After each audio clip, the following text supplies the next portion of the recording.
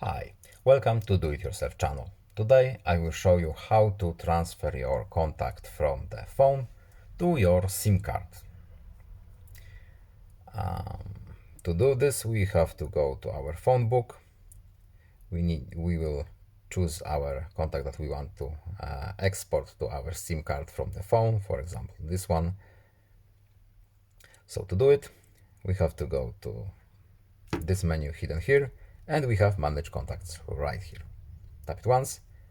Export contacts options are here. Now, from all contacts, we want to export it to our SIM card. So let's export our strange guy. Done. Yes, export from our contacts to our SIM card labeled as work. Export. Yes. Export, please.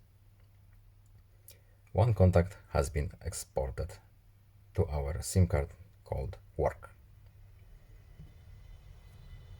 And it's gone from the phone. That's all. I hope this video was helpful to you. Please leave a like and subscribe. Have a nice day and see you in the next video. Goodbye.